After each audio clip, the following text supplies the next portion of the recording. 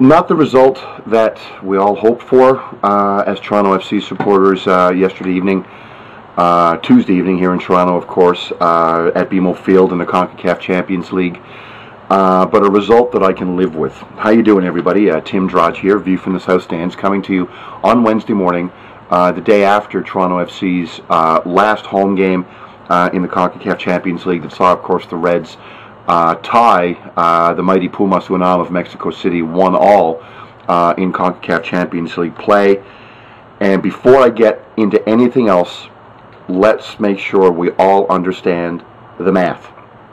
And I want to explain it because there's a few misconceptions floating around out there today on some of the message boards. I know Daniel Gerard, the Toronto Star, was a little off with it today as well. But here is the straight dope. Here's how it works. No matter what happens tonight, and tonight being Wednesday night's game between Toro of Panama and FC Dallas, no matter what happens in that game, TFC still controls its own destiny. There's no result tonight that does not give TFC a chance. If they win, with a few little caveats, if they win next week, win in a couple of weeks in Dallas, they still have a fighting chance of qualifying. Basically, here's how it works. If Dallas beats Toro on Wednesday evening, TFC need to go to Dallas in a couple of weeks and win the game. And they need to win the game by scoring at least 2 goals. That could be 2-0, that could be 2-1, that could be 3-1, that could be 7-2, whatever the case may be. The bottom line is they have to win the game and actually win the game by scoring 2 goals, because goal difference, home and away, of course, all those sort of permutations come into play. Now, if Dallas draws or loses tonight, of course, again being Wednesday, if they draw or lose against the Panamanians, the task for TFC is a little simpler. They still have to go to Dallas and win, but the 2-goal difference doesn't really matter at that point. So if Toro does us a favor tonight, great. If Toro does TFC no favors tonight, well then that's not so great, but at least we know what we have to do. Go to Dallas and win the game by scoring twice. A difficult task, but not one that's outside the realm of possibility. I'm very, very proud of my club today. Under tough circumstances, players looking absolutely dead tired from about maybe the 50th or 60th minute on last night. Everybody left their heart and soul on the pitch last night, and I'm very, very proud to call myself a Toronto FC supporter today. It wasn't the ideal result that we got last night, but again, if 2-3 months ago, when TFC qualified for the knockout stages, the group stage, I should say, when they put out the Nicaraguans, if I asked you, dear viewer, would you take TFC being still in the hunt for the knockout stages, playing their 6th game, under whatever circumstance, knowing who their group was, Dallas, Toro, and of course Pumas, if I asked you that, would you take TFC still being in the hunt for a chance to qualify for the knockout stages, only the 2nd Canadian club to ever do it, would you take it? And I think the universal answer would be yes. And guess what? That's exactly what we have. And that's something I think that all TFC fans can be very, very proud of today. Matt Stinson was, by a country mile, I think, the man of the match yesterday evening. He keeps making leaps and bounds. I think he's actually making a real case for a starting position, a starting 11 position, and being in the consideration for being a midfield choice for this team going forward into 2012 and beyond. He played with a lot of heart, a lot of passion last night, a lot of ability, and a lot of pace. He really did something that TFC didn't do in Pumas, which was actually have a real significant authoritative midfield presence. He got stuck in, he played aggressively, and he looked absolutely gassed at the end of the game. He really left his heart and his lungs, I should say, on the pitch. Very, very proud of Matt Stinson today. Now, all is not peaches and sunshine. It's sunny here in Toronto today, but that's and we're still in, of course, with a chance. But it's not all peaches and cream.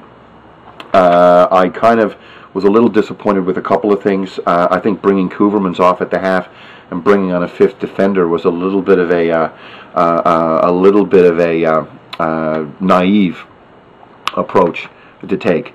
Pumas could have scored early in that game. They had some goal posts. They had some really good chances where the ball just kind of sailed over the bar or sailed wide early on in the first half.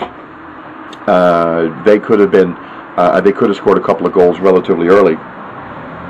We're up a goal, of course, for Morozevich in the first half.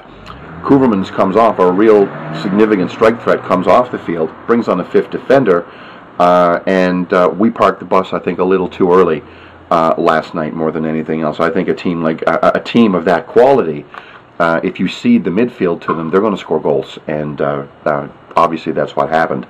The goal itself, not ironically, but sadly came from another set piece.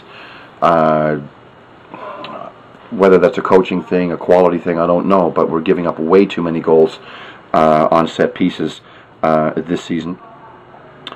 And of course I was a little sad that basically with the fact that the players were most of the players on the field were absolutely dead bone tired going into the last maybe 15-20 minutes of that game. How much of that has to do with the lineup choices that Aaron Vinter made in Los Angeles versus Chivas USA last weekend?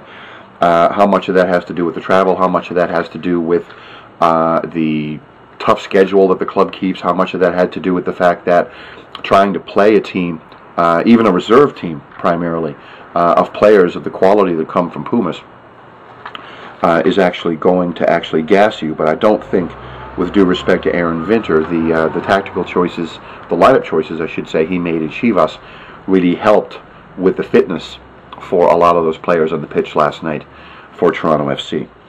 But hey, I shouldn't really complain too much, right? As I stated a couple of minutes ago, where are we?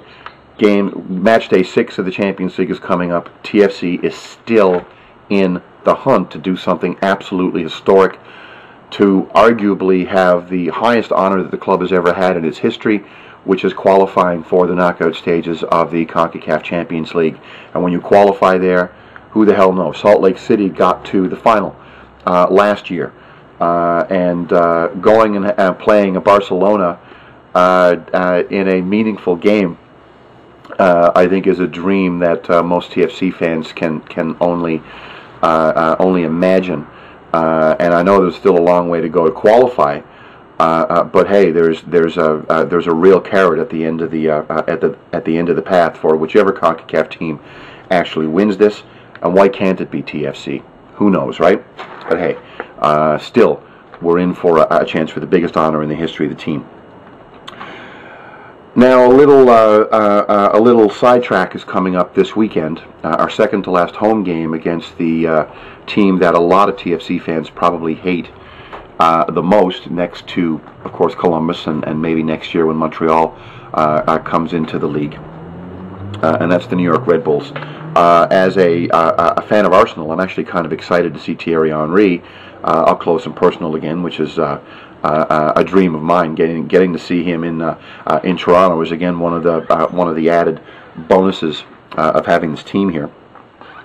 But I really want some revenge for that 5-0. I really want TFC to actually beat the Red Bulls on Saturday, and I'll have another video blog up on Sunday after the Red Bulls game on Saturday, and hopefully we have another victory to actually toast. Thanks again for watching.